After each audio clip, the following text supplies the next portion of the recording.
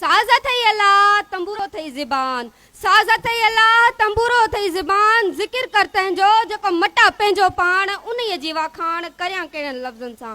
मुंहिंजे तरफ़ां आयल महिमाननि खे ऐं मुंहिंजनि प्यारनि शागिर्दनि खे ऐं प्यारनि उस्तादनि खे अस्सलाम वालेकुम, या अली मदद, जीए सिंध, हक़ मौजूद, राम राम, बल्कि दुनिया जा सभु सलाम। साथियो, जीअं त अॼु असां सभई गॾिजी सिंधी सकाफ़त जो ॾियारो मल्हाए रहिया आहियूं, उन सिंधी सकाफ़त जे ॾियारे ते मुंहिंजे तरफ़ां अवां सभिनी खे दिलि जे गहरनि सां भलीकार ऐं हिन सकाफ़त ॾियारे जूं लख लख वाधायूं। साथियो, बराबरि अॼु हिकु ख़ुशी जो ॾींहुं आहे, पर उन मौक़े ते बि असां सिंध जा दर्द ऐं सिंध सां कयल ज़ुल्मनि खे हरगिज़ नथा विसारे सघूं। तंहिं करे मुंहिंजे ज़हन में हिकु सवालु उभरी रहियो आहे जेको मां अवां वॾो रखणु चाहियां थी। मुंहिंजो सवालु दरअसल इहो आहे त सिंध आज़ादु आहे या ग़ुलाम। ऐं तंहिं करे मुंहिंजी तक़रीर जो उनवान बि इहो ई आहे त सिंध आज़ादु आहे या ग़ुलाम। ऐं पंहिंजे तक़रीर जी शुरूआति हिन शेर सां कंदसि। हिन माग जी हिफ़ाज़त माण्हुनि जे हथ में आहे, हिन माग जी हिफ़ाज़त माण्हुनि जे हथ में आहे, कमकार जी क़यादत माण्हुनि जे हथ में आहे। माण्हू अञा हितां जा माण्हू न थी सघिया, माण्हू अञा हितां जा माण्हू न थी सघिया, पर क़ादिर त सौंपी कुदरत माण्हुनि जे हथ में आहे।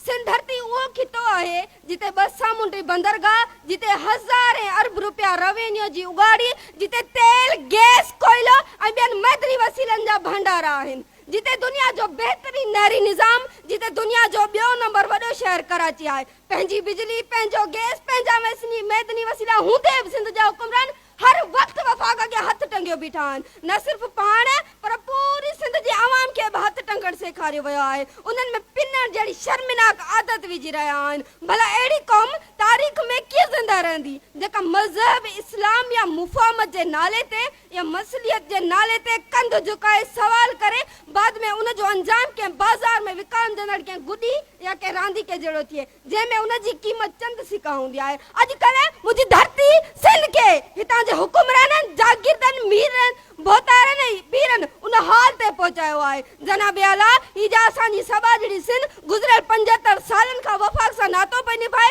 हू जो क़ाइदे अवाम हो जेके मज़बूत वफ़ाक़ घुरियो हो, हू जा चइनी सूबनि जी ज़ंजीर बेनज़ीर हुई जेका वफ़ाक़ पई बचाए। ही जो असांजा वॾेरा ऐं बोतार खपे खपे जा नारा पिया हणनि। जनाब आला, मूं सोचियो त हिन मुल्क त असांखे असांजी धरती खे नवाज़े छॾियो हूंदो, असांजी धरती त जन्नत में तब्दील थी वई हूंदी।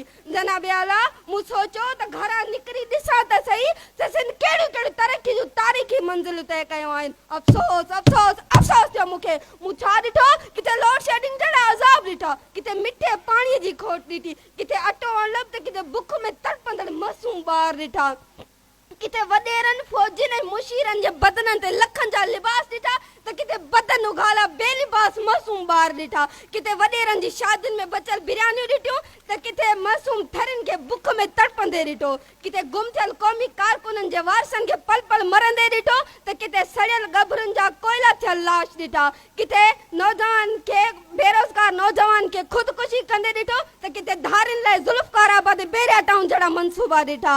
इहे सभु मंज़र ॾिसी लफ़्ज़ बेख्तियार तरी अचनि था त हिते पल पल के ई पाप थियनि, हिते पल पल के ई पाप थियनि, हिन पाप नगर जी ॻाल्हि न कर, हिते पल पल के ई पाप थियनि, हिन पाप नगर जी ॻाल्हि न कर। हिते सोच मथे तो साह मुझे ऐं लोच संदो तो दम घुटिजे। हिते ॾाढो आहे ॾाढ ॾमर, हिते कंहिं वटि न आहे नीं नज़र, हिते रोज़ थियनि था कीस कर, हिन पाप नगर जी ॻाल्हि न कर।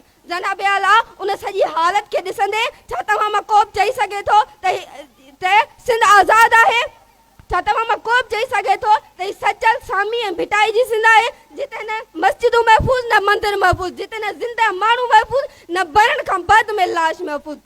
जनाब आला, छा बदतरीन गुलामी न आहे? छा इहे हिन देश हिन धरती जे गुलामी जूं निशानियूं न आहिनि? मां तव्हां खां पुछां थी, मां पाण खां पुछां थी, मां हिते वेठल हर हिकु खां पुछां थी, छा ही सचल सामी ऐं भिटाई जी सिंध आहे?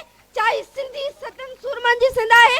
छा ही बेदल अयाज़ ऐं भिटाई जी सिंध आहे? न, हरगिज़ न। साथियो, असांखे पंहिंजो विञाइजी वियल मक़ाम हासिल करणो आहे, गुलामी जा कारा ककर हटाइणा आहिनि, हिकु आज़ाद धरती, हिकु आज़ाद देश, हिकु आज़ाद सिंध हासिल करणी आहे। साथियो, ॻाल्हियूं त केतिरियूं आहिनि, बहरहाल वक़्त खे ॾिसंदे आउं ही शेर चई पंहिंजाए वठंदसि। अपील आहे नौजवाननि खे, अपील आहे नौजवाननि खे ऐं सिंध जे पासबाननि खे, वरी चोरियो ज़िबाननि खे, ॾकायो आसमान इंसाननि खे भॼायो बदगुमाननि खे रहायो राज़दाननि खे त जिए सिंध जिए सिंध जिए सिंध ॾिठीसूं ख़ूब बर्बादी ॾिठीसूं ख़ूब बर्बादी जा सिंध इंसान थी तादी सऊं के हाण बेदादी करियो ऐलान आज़ादी किरोड़नि जी आबादी ॾींहं जे जान इमदादी त जिए सिंध जिए सिंध जिए सिंध जिए सिंध असांजी सिंध सां मोहबत असांजी सिंध सां मोहबत असांजी देश सां उल्फत इहो ई मज़हब ऐं मिलत इहा ई राशिदा रग़बत इन लाइ आहे ही नेमत इन में आसदा फ़रत त जिए सिंध जिए सिंध जिए सिंध जिए सिंध जिए सिंध